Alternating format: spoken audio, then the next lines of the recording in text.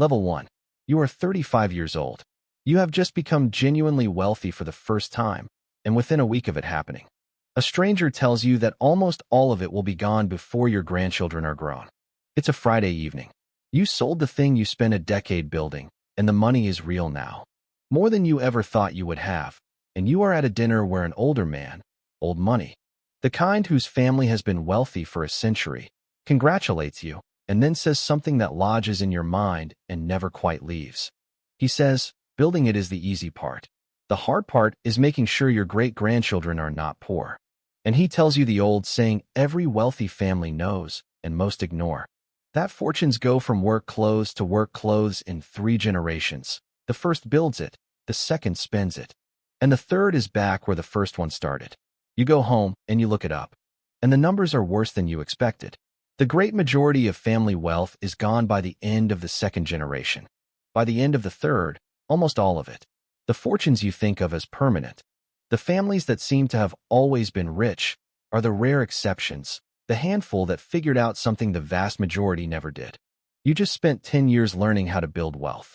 You are realizing, tonight, that you do not know the first thing about how to keep it, and that keeping it across generations is a completely different and far harder problem than the one you just solved. This is the first thing nobody tells you about generational wealth. The first thing is that building wealth and sustaining wealth are 2 entirely different skills. And being excellent at the first tells you almost nothing about the second. The founder is a builder, a risk-taker. A person who made something from nothing, and those exact traits, the appetite for risk, the trust in their own judgment, the comfort with concentration, are often the traits that destroy a fortune when they are passed, untempered, to a second and third generation who did not earn it and do not understand it. You have crossed the hardest threshold there is, the one almost no one crosses, which is building real wealth in the first place. And you are standing, without knowing it yet, at the bottom of a second mountain entirely, the one that almost everyone who climbs the first one falls off. You pour a drink. You think about your children, asleep upstairs, and their children, who do not exist yet. And you make a quiet decision that will shape the rest of your life, which is that you are going to be one of the rare ones. The verb at level 1 is build. You build the first fortune, crossing the threshold almost no one crosses, and discovering that it was only the first of 2. Building at this level means creating wealth from nothing, and learning, in the moment you finally have it, that keeping it across generations is a problem you have not even begun to solve. Level 2. You are 44. You have spent the last decade learning the skill no one teaches the newly rich, which is how to not lose it.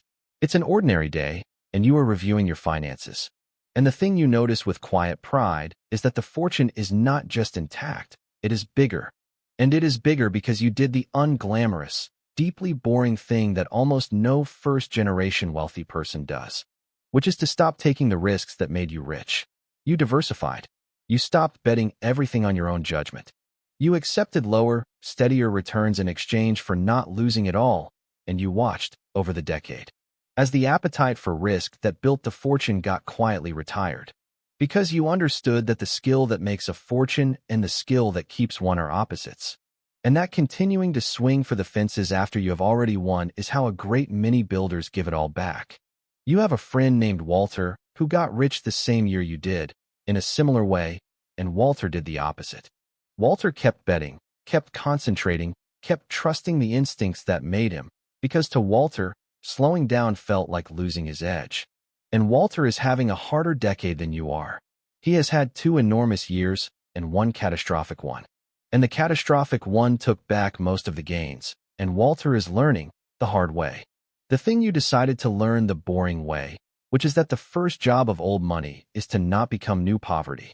You watch Walter with a kind of sympathy, because he is brilliant, and brilliance, past a certain point, is exactly the thing that gets in the way. This is the second thing nobody tells you about generational wealth. The second thing is that preserving a fortune requires the founder to do the hardest thing a founder can do, which is to stop being a founder, to retire the very risk appetite that created the wealth and replace it with a discipline that feels, to a builder, almost like cowardice. The instinct that says swing bigger, concentrate harder, trust yourself more, is correct on the way up and fatal at the top. The families that last are the ones whose founders had the rare wisdom to recognize that they had already won, and that the game had changed from winning to keeping, and that keeping is a game you win by refusing to lose rather than by trying to win again. You close the statements. The fortune is bigger and safer than it was a decade ago, and the achievement, invisible to everyone, is that nothing dramatic happened to it at all. The verb at level 2 is preserve. You preserve the fortune by retiring the very risk appetite that built it. Preserving at this level means trading the builder's instincts for the steward's discipline, and learning that the first task of lasting wealth is simply to not give it back. Level 3. You are 52. You have realized that a fortune held in your own name, undefended, is a fortune that will be cut to pieces the moment you are gone. And so you have begun to build the architecture that will protect it. It's a Monday in a lawyer's office, and you are doing the work that the wealthy do and the merely rich never get around to, which is wrapping the fortune in structure. Trusts, holding companies, entities designed to hold the wealth as a single, undivided whole rather than letting it be split, generation by generation, into pieces too small to matter. You have learned that the natural fate of an unstructured fortune is division, that it gets cut in half by inheritance, then in half again, then taxed, then divided among heirs, until within a few generations the great fortune has become a number of small and unremarkable ones. The structure exists to defeat this, to hold the wealth together across generations, to keep the fortune a fortune instead of letting arithmetic and tax and division grind it down to nothing. You are not doing this to escape what you owe. You pay what you owe. You are doing it to defeat fragmentation, which is the quiet killer of generational wealth. The way of fortune dies not in a single catastrophe, but in 1,000 ordinary divisions. Walter, you have heard, still holds most of his wealth personally, in his own name, undefended, because structure felt to him like admitting he was going to die, and like giving up control. You have made your peace with both. You have understood that to build something that outlives you, you must build something that does not depend on you, and that means letting the fortune become a structure rather than a possession, an institution rather than a pile of money with your name on it. This is the third thing nobody tells you about generational wealth. The third thing is that an unstructured fortune is designed to die, dissolved by division and inheritance and tax across a few generations, and the architecture of trusts and entities exists for one purpose, which is to keep the wealth whole. The families that last do not hold their wealth as individuals. They hold it inside structures that own it collectively and permanently, so that it cannot be divided into insignificance by the simple passage of generations. The structure is not about avoiding tax. It is about avoiding fragmentation, about ensuring that the fortune your grandchildren inherit is a fortune and not a fraction, and it is one of the great invisible reasons that the families who last. You sign the documents. The fortune is no longer yours exactly. It has become the first version of something designed to belong to your family for a very long time. The verb at level 3 is structure. You structure the fortune to hold it together against the forces that divide it. Structuring at this level means defeating the fragmentation that quietly kills most family wealth, and turning a personal possession into an institution built to survive you. Level 4. You are 60. You have learned that the greatest threat to your family's wealth is not the market and not the tax man, but the family itself. And so you have begun to govern it. It's a weekend, and you are doing something that would strike most people as strange, which is holding a formal meeting with your own family about money. With an agenda, with rules, with a structure that treats the family wealth not as a collection of individual inheritances, but as a shared trust that the family governs together. You have written down principles. You have established who decides what, how money is distributed, what the wealth is for, and what it is not for. You have, in effect, begun to write a constitution for your family, because you have understood that wealth held in common, without governance, becomes a source of conflict that can destroy both the fortune and the family that holds it. You have seen what happens without this. Walter died last year, and his fortune, what was left of it, passed to children who had no shared understanding of what it was for, no rules, no governance. And within a year they were in conflict, then in court. And the lawyers are now slowly consuming what the bad investments did not. The Walter family is being torn apart by the very wealth that was supposed to bind it, because Walter built a fortune but never built the governance to hold a family around it. You are determined not to repeat this. You have understood that a family fortune without family governance is not a blessing passed down. It is a bomb with a long fuse. This is the fourth thing nobody tells you about generational wealth. The fourth thing is that the family is the greatest threat to the family fortune, and the wealth that lasts is the wealth that is governed, with rules, with structure, with a shared understanding of purpose that turns a pile of money from a thing to be fought over into a trust to be stewarded together. Without governance, inherited wealth divides families, breeds entitlement and resentment, and is consumed by conflict as surely as by spending. The families that last govern their wealth like the institution it has become, with constitutions and councils and clear principles. Because they have learned that holding a family together around money is harder, and more important, than making the money in the first place. You in the meeting. It was awkward, and it was necessary. And you have just done something that Walter never thought to do, which is build the human structure that will let the financial structure survive. The verb at level 4 is govern. You govern the wealth as a shared trust, with rules that hold the family together around it. Governing at this level means recognizing that the family is the real threat to the fortune, and building the governance that turns inherited money from a source of conflict into a thing stewarded in common. Level 5. You are 66. You have come to understand that all the structure and governance in the world is worthless if the people who inherit it are not raised to be worthy of it, and so you have turned, finally, to the hardest problem of all. It's an ordinary afternoon, and you are watching your grandchildren, and you are thinking, as you increasingly do, about the kind of people they are becoming. Because you have realized that the true vault holding your family's wealth is not a trust or a structure. It is the character of the people who will one day control it. You have seen the disease that destroys wealthy families up close, the entitlement, the lack of drive, the strange helplessness of children who grew up knowing they would never have to do anything. And you are doing everything you can to inoculate your descendants against it, to raise them to work, to value money because they have had to earn some of it, to understand the wealth as a responsibility rather than a permission to do nothing. This is the level that the merely rich almost always neglect and the truly lasting families obsess over. Walter's grandchildren, the ones now fighting over the remains, were raised with everything and taught nothing, given money, but never given the values that make money survive contact with a human being. You are determined to do the opposite. You make your grandchildren work. You let them struggle with things you could easily solve for them. You teach them, relentlessly, that they are not owners of this wealth, but stewards of it, that it came from somewhere and is meant to go somewhere, and that their job is not to spend it, but to grow it and pass it on, larger and intact, to people they will never meet. This is the fifth thing nobody tells you about generational wealth. The fifth thing is that the real vault is the character of the heirs. And no structure can protect a fortune from a generation that was raised to consume it, which is why the families that last invest more in raising their children than in managing their money.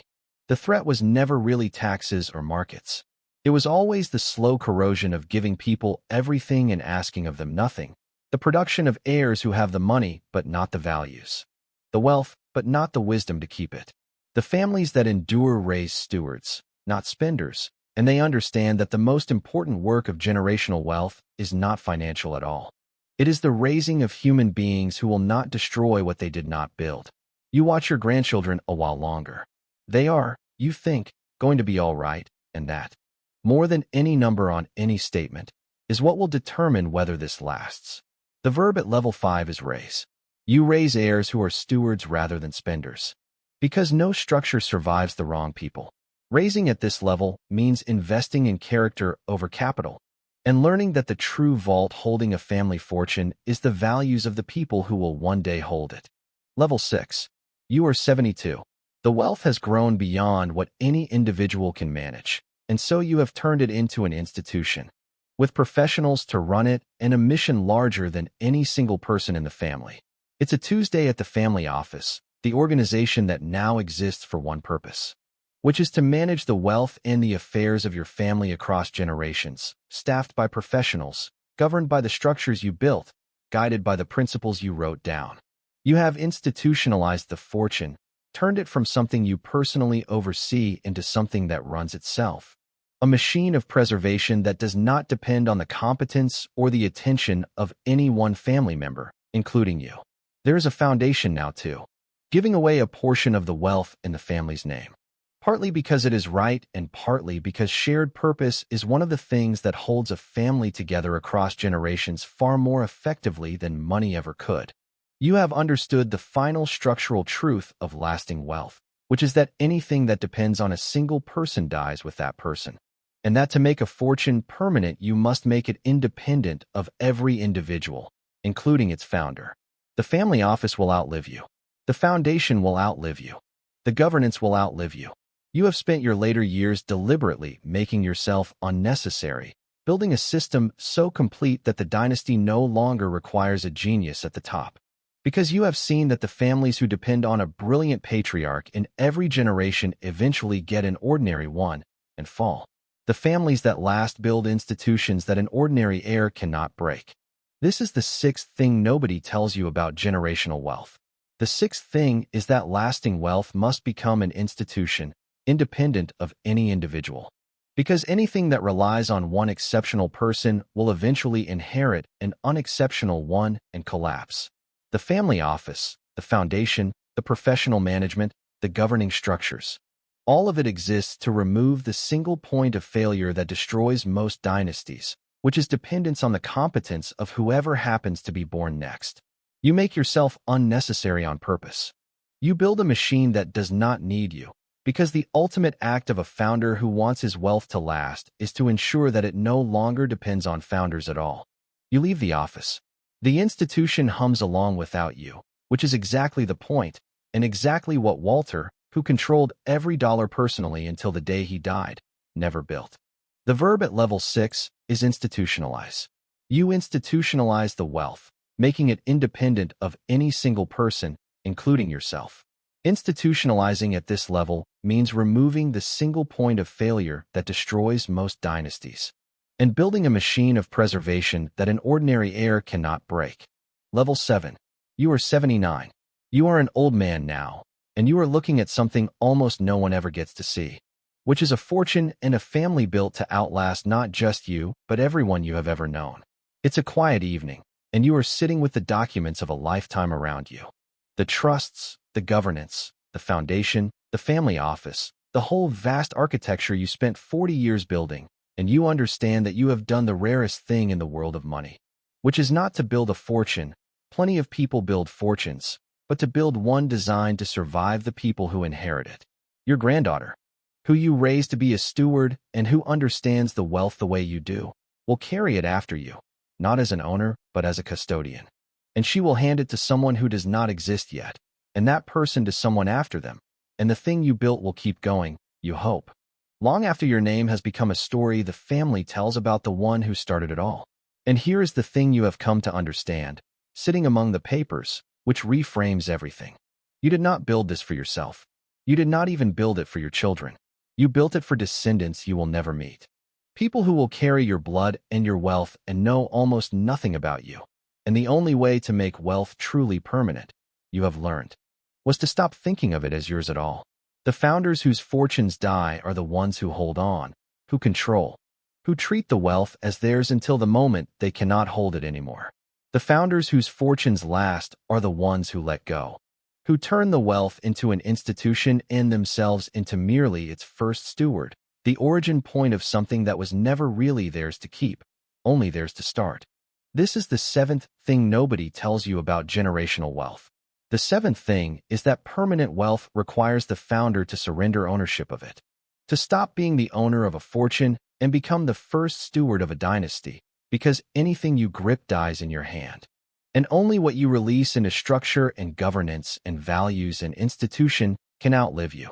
You spent the first half of your life learning to build wealth and the second half learning to give it away to the future, to the generations of your own family who will inherit a thing you made permanent precisely by making it no longer yours.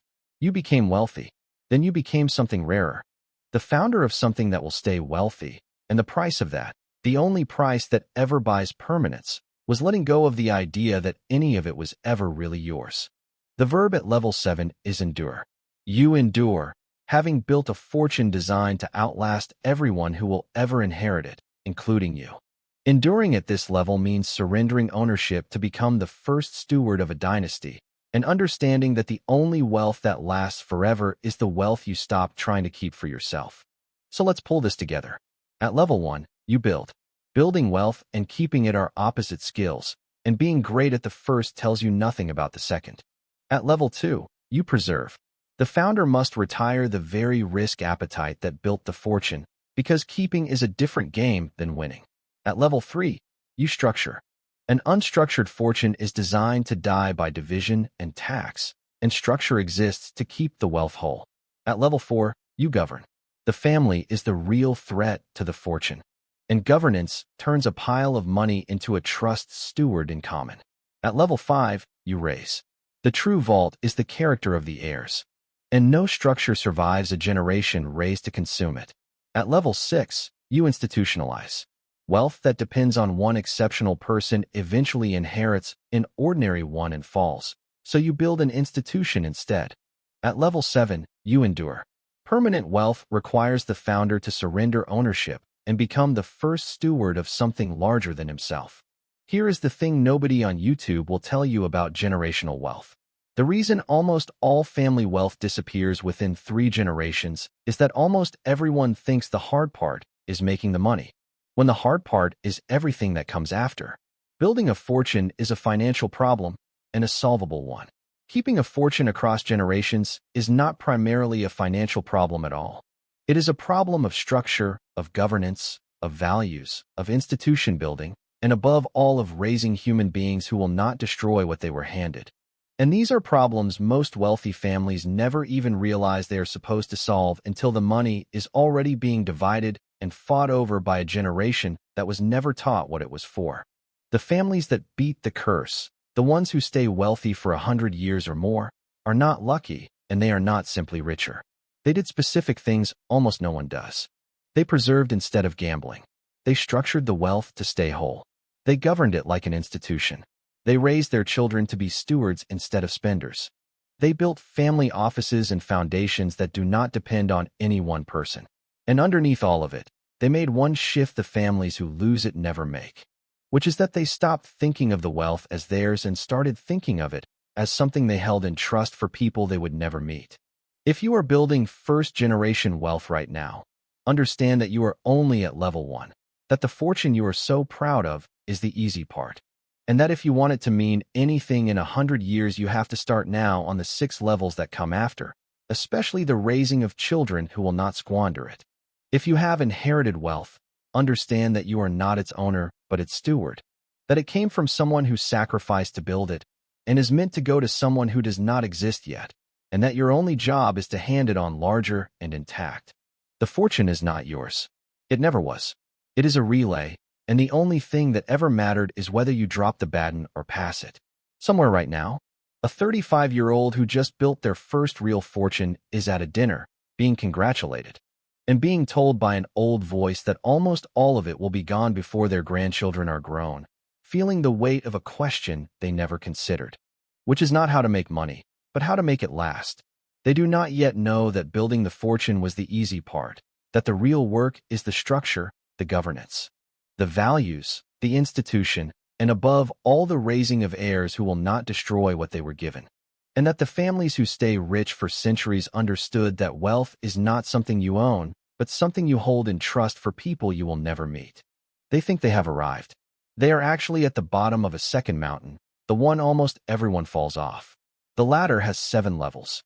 The first is building the fortune, and the other 6 are the difference between a family rich for a generation and a family rich for 100 years, and almost everyone climbs the first and never sees the rest. If this video changed how you think about wealth, hit subscribe. We have more videos like this on the channel, each one breaking down a different path that money takes through families, through generations, and through the long quiet game of staying rich. See you in the next one.